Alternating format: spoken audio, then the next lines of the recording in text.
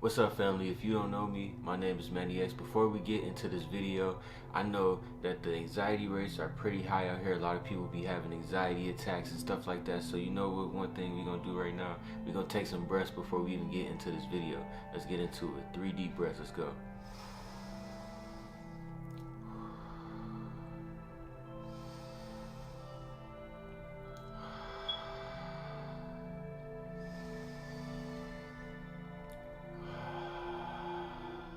Those felt amazing. Remember, at any time you can just diaphragmically breathe, which just means breathing from your belly, breathing the air into your belly, letting it expand, and then just letting it slowly come back out, and taking your time relaxing and using your mind and thinking and doing the decisions and all that type of stuff.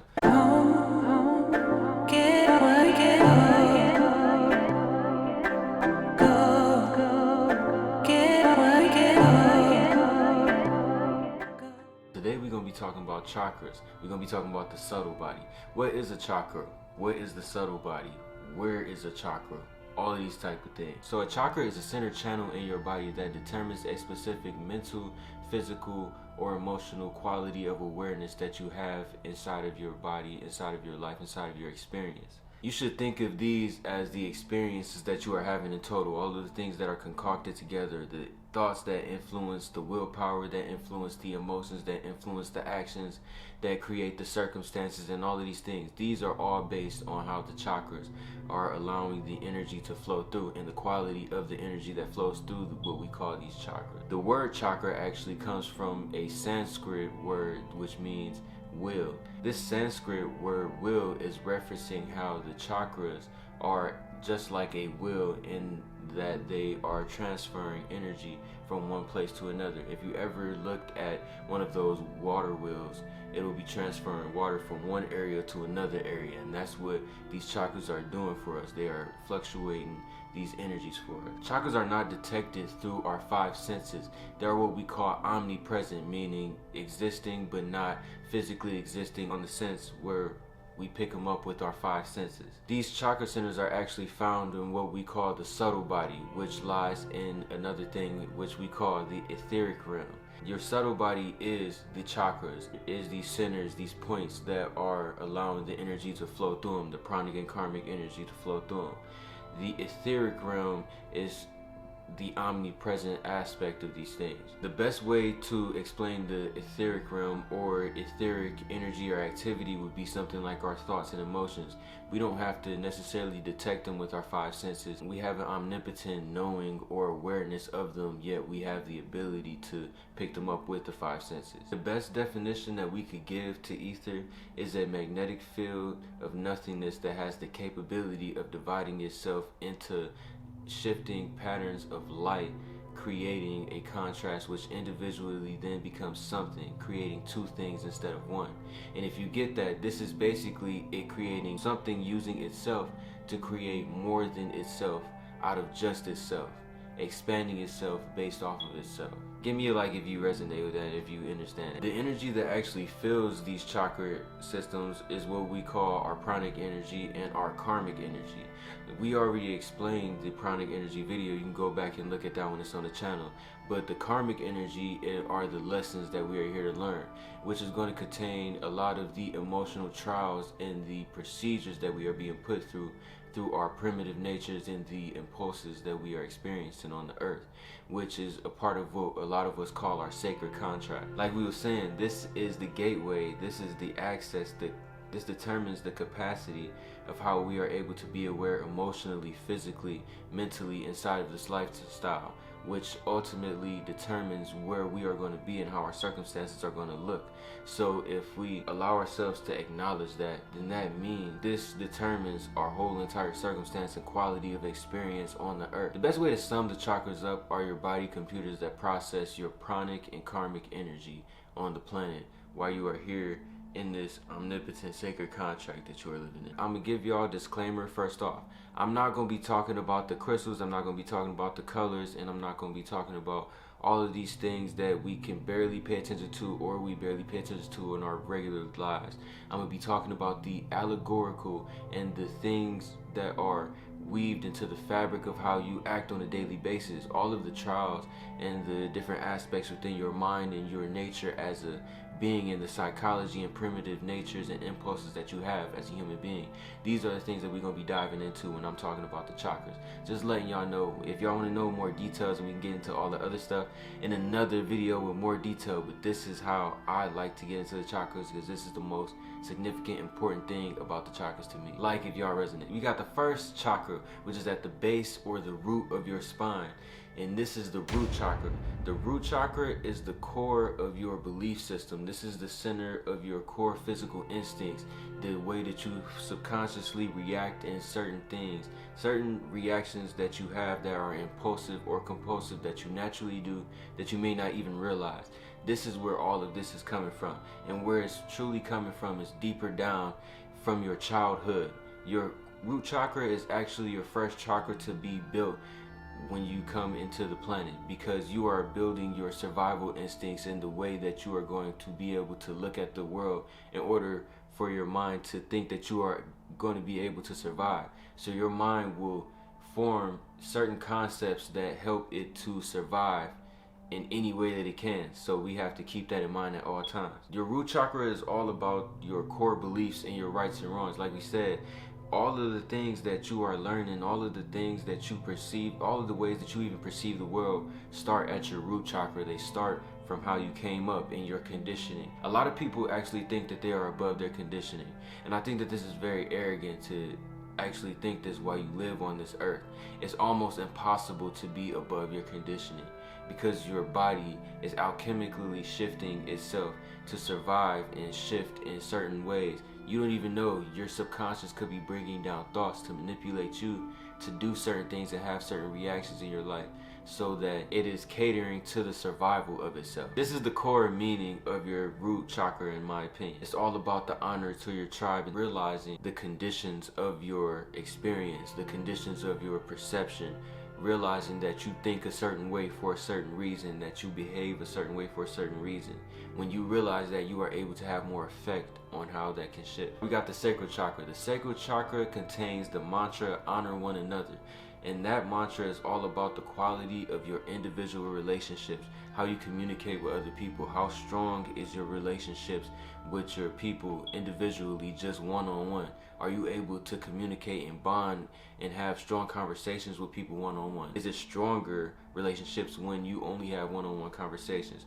This is what this is all about. Your sacral chakra is also your center of respecting others' free will, realizing that other people have choice and that other people have their own conditioning and their own perception on the world, and you must respect that and be able to live and accept that, because you cannot really do anything about it. This is also your center of creativity, and meaning that this is the way that you are able to be inspired. This determines your quality and capacity for inspiration in the world. Your sacral chakra, your relationships, and how you are taken from these things and how you are able to take in and regurgitate to express is a big part of your sacral chakra. We got your solar plexus, which contains the mantra of honor oneself. This is all about the quality of integrity that you have with yourself. And this is all about being disciplined, and really beyond being disciplined, keeping your word to yourself and being true to yourself. All of the truth that you have contained within your root chakra, that you are honoring or abiding by them, or you are realizing why certain things are the way that they were, why you had certain beliefs. And if there's new information presented to you, that you're not avoiding it, that you're addressing it and shifting it based on the new information and evaluating yourself as you need to be. This is all about the quality of you with yourself and with God, the divine. This is all about how strong you keep that integrity with yourself. Your solar plexus chakra is also the gateway to your confidence. It's the gateway to your intuition. A lot of people think that it's mainly the third eye that's doing the intuition, but wait, it's the solar plexus, because you must be confident. You must have the ability to be able to say, listen, I can listen to myself. I can do this. You have to have the confidence, and you can't just have confidence out of nowhere. A lot of people think it's something wrong with you because you don't have confidence, but you haven't earned that. You have to earn confidence for yourself. Confidence is something that you earn for yourself through controlling everything that you can control to ensure that the result is going to be where you wanted it to be. When you do everything you can about a situation, you will no longer feel dissatisfied about that certain aspect, and that is a guarantee. I also want to give y'all a really quick gem on like your solar plexus and how to increase your confidence, and this really goes down to the core and the root of your integrity.